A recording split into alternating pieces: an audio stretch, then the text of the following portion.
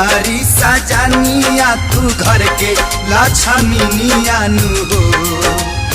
सुनाए हमारी सजनिया तू घर के लक्ष्मीनिया नु हो। छठी मैया के बैठी चरनिया त करी जा पूजनिया नु हो। छठी मैया के बैठी चरनिया त